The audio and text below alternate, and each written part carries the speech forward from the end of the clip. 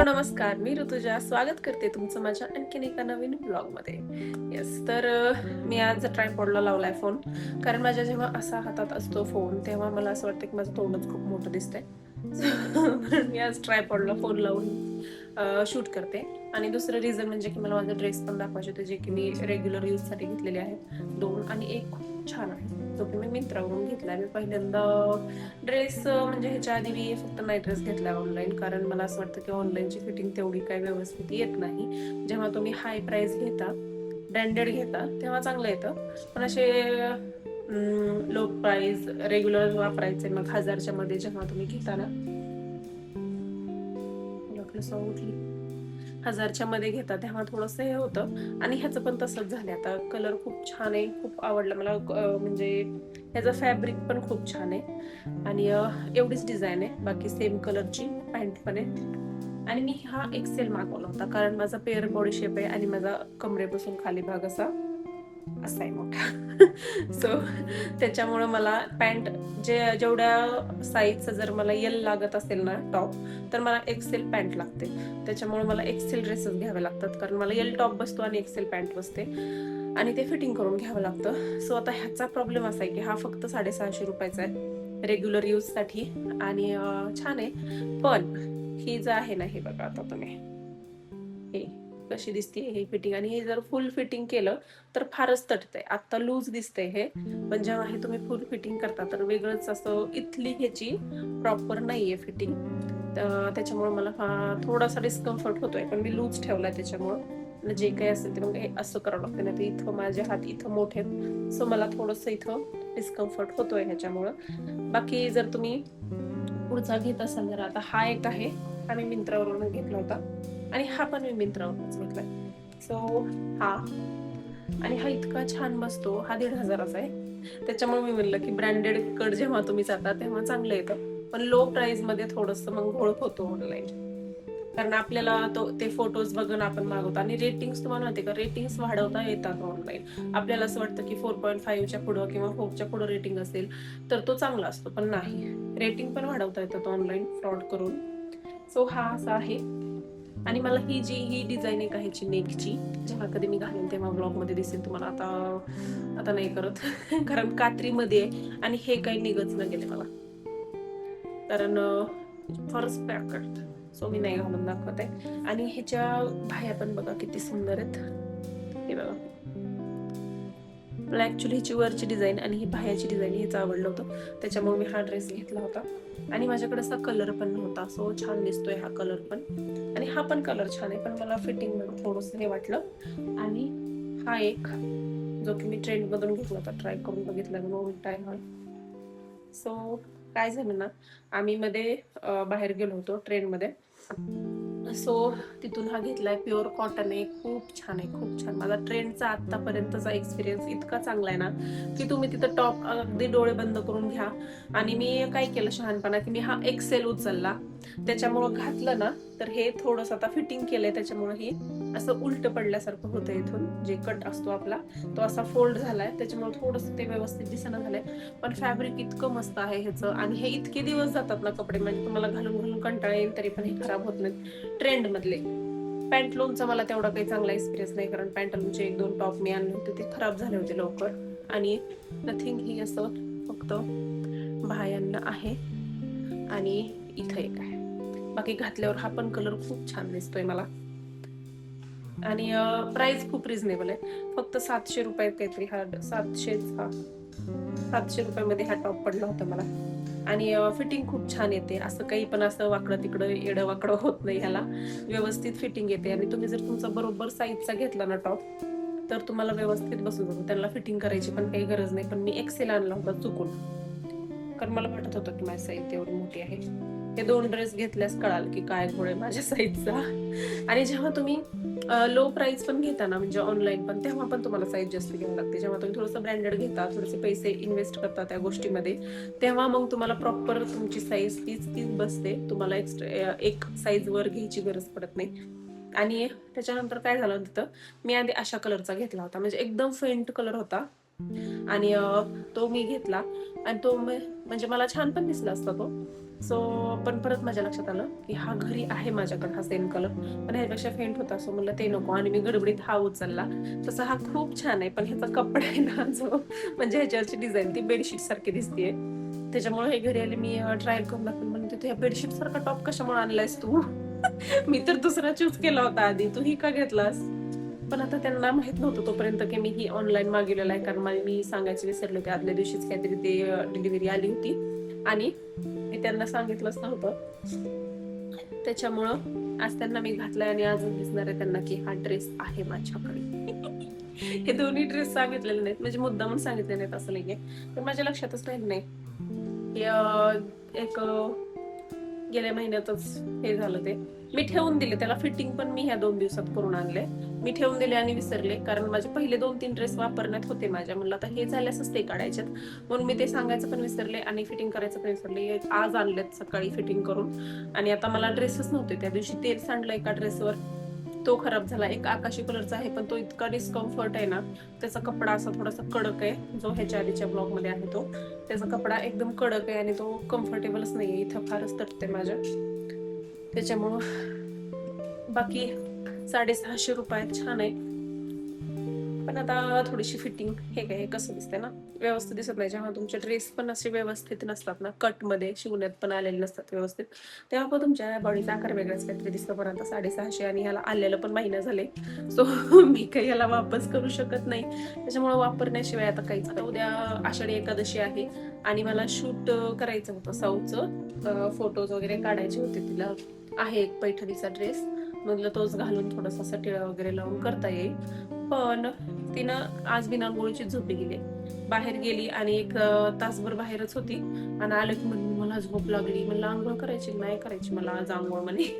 ठीक आहे म्हणलं झोप. आता उठल्यावर तिला आंघोळ करून वगैरे थोडेसे फोटो काढी आणि थोडीशी उद्याची पण तयारी करायची. शेंगदाण्याचे लाडू करून ठेवायचे, कुठं सगळे करून ठेवायचे. बाकी एकादशी असले तरी ते आपलं दुप्पट खाशीच होत असतं. आणि ज्या दिवशी उपवास असतो त्या दिवशी खूप भूक लागते आपल्याला. काय असतं की एकत्र आपले रोज भाजी भाकरी खायची सवय असते, तसं मी भगरीचं पण दळून आणलंय, त्याच्यामुळे तो पण जास्त प्रॉब्लेम होणार नाही. आता तुम्हाला माझ्या व्हिडिओमध्ये जे खटखुट खटखुट खटखुट ऐकू येत असेल, इथं 2 बांधकाम चालू आहेत, त्यातल्या एकाच बांधकामाचा स्लॅब आहे, त्याच्यामुळे हे सगळे आवाज येतात आणि ते आता घरात कुठेही मी शूट केले तरी पण ते येणारच आहेत. सो असो, चला आता तयारी करू. आधी शेंगदाण्याचे लाडू करते, कारण लाईट तर इतकी मूर्खासारखी करायला म्हणता. आज मी असं भाजीला फोडणी टाकायला अशी मी मोहरी टाकायला लागले की लाईट गेली. इतका राग आला होता ना मगाशी, आणि माझी सर्दी खूप वाढली, कारण आता पावसाळ्यात नसा असं थंड वातावरण असतं, त्याच्यामुळे ती जास्त होते. आता उन्हाळ्यात काही एवढा त्रास झाला नाही मला, पण आता खूपच होतोय. गोळी घेतली तरी पण ती काही राहणार गेली आणि त्यात लाईट अशी बेजारी काढते. आता मला लाडूच्या तयारीसोबत थोडीशी स्वयंपाकाची पण तयारी करायची होती. स्वयंपाकाची तयारी म्हणजे स्वयंपाकच करायचा होता. मी भाजी फोडणी टाकून घेतली होती आणि इथे मी शेंगदाणे आधीच थोडेसे भाजून घेतले होते, जे काही मोठं कूट करून ठेवणार आहे त्याचं. आणि लाडूसाठी शेंगदाणे मी भाजायला ठेवणार आहे. शेंगदाणे मी विकत्रीचेच वापरते, पण आता पावसाळ्यामुळे ते थोडेसे खराब होतात, त्याच्यामुळे ते निवडून टाकावे लागतात भाजायला पण, आणि तेच मी निवडून टाकते. आणि कधी कधी ना त्याच्यात लाल खडा पण असतो शेंगदाण्यात, त्याच्यामुळे व्यवस्थित बघावं लागतं. आणि मी इथे शेंगदाणे भाजून ठेवलेत आणि आणखीन भाकरी करायच्या राहिल्यात माझ्या. सो मी आधी स्वयंपाक आवरून घेणार आहे, जेवण वगैरे आवरून नंतर लाडू करणार आहे. आणि मस्त असं साधं सिंपल आमचं जेवण असतं दुपारचं, भाकरी भाजी आणि तोंडी लावायला काहीतरी. आम्ही जेवण करताना झोपेतून उठली होती, त्याच्यामुळे तिनं आमच्यासोबतच जेवण केलं आणि नंतर ह्यांच्या मागं लागली, त्याच्यामुळे ह्यांच्यासोबत दुकानात गेली आणि जे काही तिचं शूट करायचं होतं ते सगळं राहून गेलं. आणि आता घरात जरा अंधार करते, सो इथून पुढं तर काही होऊ शकत नाही, कारण मॅडमला तयार करायलाच तासभर लागेल मला, कारण ती एका जागेवर बिलकुल बसत नाही. आता किती 5:45 झालेत. सो तो विचार त्यागला मी, आणि मी मस्त AI ची मदत घेतलेली आहे आणि ChatGPT वर एक फोटो अपलोड केला, मी तुम्हाला इथं शो पण करेल. आणि त्यांना सांगितलं की एक वारकरी तयार करून द्या म्हणून, अँड इट्स डन. येस, जास्त काही मेहनत करावी लागली नाही मला, म्हणजे मेहनत करायला मी तयार पण असते, कारण मी सानूला ना प्रत्येक फंक्शनसाठी मी तेवढंच तयार करत होते. आणि तिनं पण एक्सायटेड असायची प्रत्येक ह्याला, पण ही नाहीये, ही खूप कंटाळा करते कोणत्या पण गोष्टीचा, त्याच्यामुळं मी पण थोडा कंटाळा करते तिला. आणि शक्य पण झालं नसतं आता इथून पुढं, त्याच्यामुळं मी AI नेच 2 फोटो बनवले. एक तिचा फ्रॉकमध्ये होता आणि एक AI लाच वारकरीचा तो पांढरा ड्रेस जो काय असतो धोतर, आणि ते त्यांनी बनवलंय. सो झालंय आता असं आमचं शूट. आणि मी आता चहा टाकलाय आणि सौ माऊ इथं झोका खेळतीये बघा. आउच. कोणत्या कलरचा झोका आहे सौ? आ मोठ्याने बोल ना. हा त्या आवाजाने ऐकू येत नाही ना गाडीच्या. आला आता ऐकू. पर्पल. दिदू पण बसू शकते ना ह्याच्यावर आता. आवडला तुला? मुरमुरे दाखव तुझे. काय खाते तू? मुमुए. छान. आ? नो नो नो असं बोलायचं नसतं. आणि पावसामुळे कपडे पण सध्या इथंच असतात. सो असो चला. आणि पहिलं ना आम्ही एक झोका मागवला. एक 300 रुपयाचा होता तो. आणि ते छोटावाला होता. ते 2 बाळ असे 2 पाय बाहेर काढून बसतात मग तो वाला. आणि नंतर मागवल्यास माझं असं लक्षात आलं की ह्याच्यात तर सानू नाही बसू शकत. आणि मी कसा असा एकीचाच विचार केलाय सानू का बसू शकत नाही ह्याच्यात म्हणून.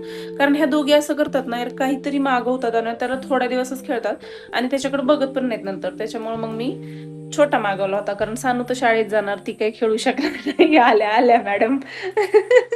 मी बोलायला की यायला पाहिजे ना. बोला. दाखवलं की ते दाखवलं सगळ्यांना मुरमुरे दाखवले. बोलू आता मी.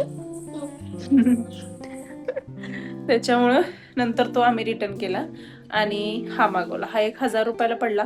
पण इतका भारी आहे ना 200 किलो पर्यंत ते वजन हे करू शकतंय.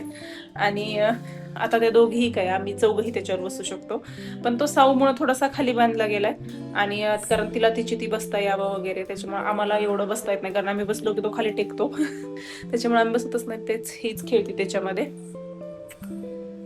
चला आता मस्त चहा झालेला आहे. आणि एवढी एक सवय काय सुटत गेले माझी चहा प्यायची. या चहा प्यायला. आता चहा पिऊन झालं की थोडे शेंगदाण्याचे लाडू करून ठेवते. म्हणजे उद्याच जरा सोपं पडतंय. आमच्या इथल्या मंदिरात आम्ही रोज सकाळी सकाळी जाऊन येऊ उद्या. बघा काय नाव आहे त्याचं? अप्पू. चलतंय का तुमचं अप्पू?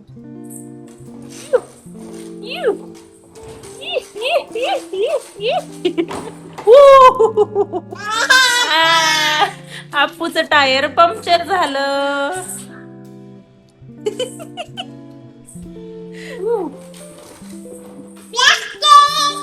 ये सांडलं का नाही आणखीन? मग वाटी हातात घेऊन कशाला? तुला पण मज्जा येईल ना. आता उतर दी आणि सगळं खाती वेचून आता खालचं है ना.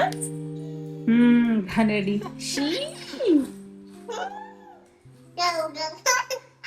कर काय पण कर मला काय करायचं.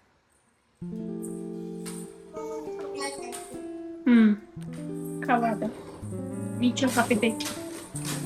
नवीन सायकल आणली. तिकडून नाही जायचं बाबू. इकडून बस ना. ये इकडून चल. आणि मुद्दामूनच आम्ही मोठी आणते कारण छोटा असलं की लगेच त्यांची उंची वाढते. आणि परत येत तो नाही बाळा इकडचा पाय ठेवायचा खालचा. हा बसा हळू. अयो बस. तो नाही ग बाळा पाय दुसरा पाय. हा इथे एक धरा. इथे धरा हँडल. धरला का? हा चढा. हा चढा. मी पकडले चढ बिंदास. ये दुसऱ्या हाताने हँडल धरा आता. Good girl. बसली का नाही? बसली का आमची सौ? चला चालवा आता. कुठं चाललाय? हँडल कुठं चाललाय?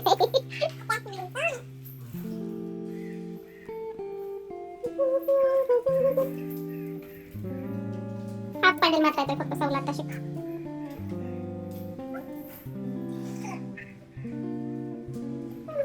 झालं आधी. चिडायचं नाही. हा बेल वाजवून दाखवा. कशात बसवायचं? हाय आमचं स्पायडर. ह्याच्यात बसवायचं. पाय बी सगळं आकडून आहे. बस रे गपचूप. बघा चला. चलो. दुपारी 2 वाजता भाजलेल्या शेंगदाण्यांचे लाडू करायला आत्ताशिक मुहूर्त लागला होता. आणि मी गूळ इझिली कापू शकत नाही ना आपण. सो त्याच्यासाठी मी एक 30 सेकंद किंवा 1 मिनिट मी ओव्हनमध्ये ठेवत असते. ओव्हन जर प्रीहीटेड असले तर 30 सेकंद बास होतात. आणि ओव्हन प्रीहीटेड नसलं तर 1 मिनिट ठेवावं लागतं कारण 30 सेकंद त्याला प्रीहीट व्हायला लागतात. म्हणून मी ठेवलं होतं. आणि एकदा मी गेल्या वेळेस केलं होतं ना सो त्याचं माझ्याकडून पूर्णच गूळ वितळून गेला होता. त्याच्यामुळे मी सारखं लक्ष देत होते. एकीकडे माझा स्वयंपाक पण चालू होता रात्रीचा आणि एकीकडे गूळ वितळायकडे माझं लक्ष होतं. तरी पण एक 10 सेकंद जास्त झाले आणि थोडासा गूळ जास्ती वितळला गेला.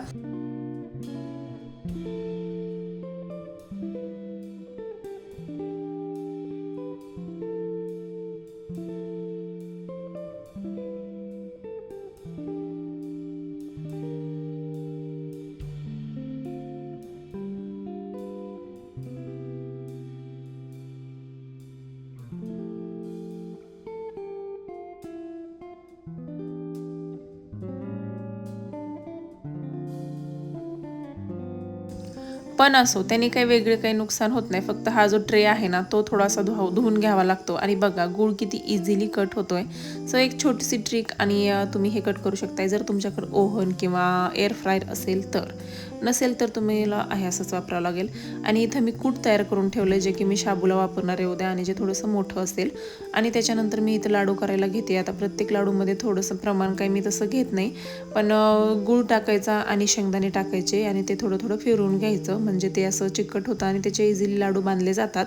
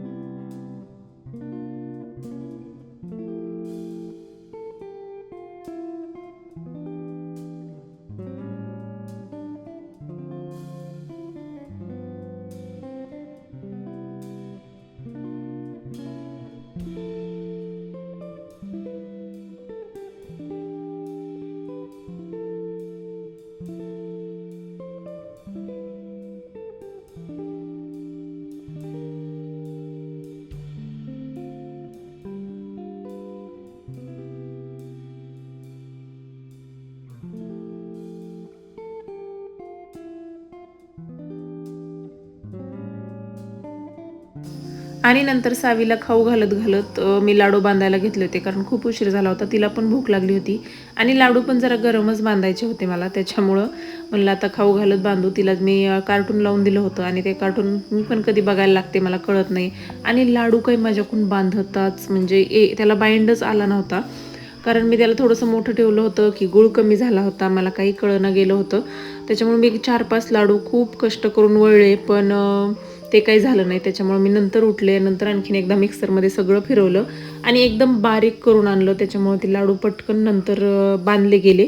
आणि ते काही मी तुम्हाला व्हिडिओमध्ये शूट करून दाखवलं नाही परत, कारण साऊचं पण खाणं चालू होतं आणि माझं पण मिक्सरमधून काढणं चालू.